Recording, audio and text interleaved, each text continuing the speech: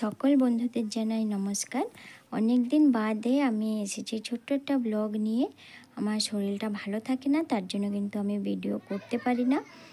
তাই আজকে ভাবলাম একটু ছোট্ট একটা ব্লগ করি। আমার গাছে দেখুন কত সুন্দর ফুল ফুটেছে। আমি ফুলগুলো একবার আপনাদেরকে দেখিয়ে দেব। এই গাছটি কিন্তু আমি অনলাইন থেকে এনেছি বন্ধুরা। আমাদের এখানে কিন্তু এরকম ফুল নেই। আর ফুলের যে থোকিটা আছে, থোকির জন্য কিন্তু সব ফুলগুলো নিচের দিকে ঝুলে পড়ে। দেখুন প্রত্যেকটা ফুল কিন্তু নিচের দিকে, দেখতে দারুণ লাগে আর খুব ফুটেছে। বর্ষার দিন তো তাই খুব ফুটেছে ফুল। আর এদিকটা কিন্তু একটু অন্যরকম ফুল আছে। এই ফুলগুলো একটু কমলা কালার, দেখতেও কিন্তু খুব সুন্দর আর শক্ত ফুলগুলো, পাপড়িগুলো কিন্তু শক্ত।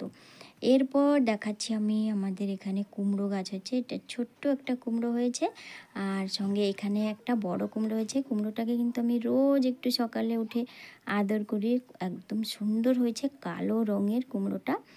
আর এইখানটাও একটা কুমড়ো আছে। এই কুমড়োটা কি একটা হয়েছে, কুমড়োটার না বড় হচ্ছে না। আমি একটু দেখি কুমড়োটা, এখানে একটা মাছিতে আল দিয়ে দিয়েছে মনে হয়। কুমড়োটাকে আমি কেটে নেব, আর বড় হচ্ছে না, শুকিয়ে যাচ্ছে। আর পাতাগুলো দেখুন বন্ধুরা, পাতা দেখলে কিন্তু কাঁচাই খেয়ে নিতে ইচ্ছে করছে। কালকে যদি সময় হয় তাহলে আমি পাতার ভর্তা করে আপনাদের সাথে শেয়ার করব। পাতাগুলো দেখে কিন্তু খুব ভালো লাগছে। এবার চলে যাব একটা কাঁচি আনতে। আর এই কুমড়োটা দেখুন বন্ধুরা, এই কুমড়োটা আমি যখন ছোট থাকে আমি কিন্তু এরকম একটা প্লাস্টিক দিয়ে আমি এইভাবে করে কুমড়োটার মধ্যে পরিয়ে দিই, তাহলে কিন্তু মাছিতে আর মানে কামড়াতে পারে না, আর কুমড়োগুলো ভালো হয়। এভাবে করে সব কুমড়ো কিন্তু এভাবে করে আমি রেখেছি।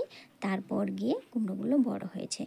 এবার কাঁচি পেলাম না বন্ধুরা, ছোট বটি নিয়ে চলে আসলাম। কুমড়োটা আমার কাটতে ইচ্ছে করছে না, এত সুন্দর কিন্তু কুমড়োটা দেখছি কয়দিন ধরেই এরকম ছোটই আছে, বড় হচ্ছে না। এই যে এইখানটা কিন্তু একরকম মাছি আছে, মাছিতে কামড়ে দিয়েছে। দেখুন এখান থেকে জল পড়ছে আর একটু শুকিয়ে গেছে। এই পাশটা কিন্তু কুমড়োটা সুন্দর আছে। তাহলে বন্ধুরা কেমন লাগলো অবশ্যই জানাবেন, আর ভালো থাকবেন, সুস্থ থাকবেন। টাটা।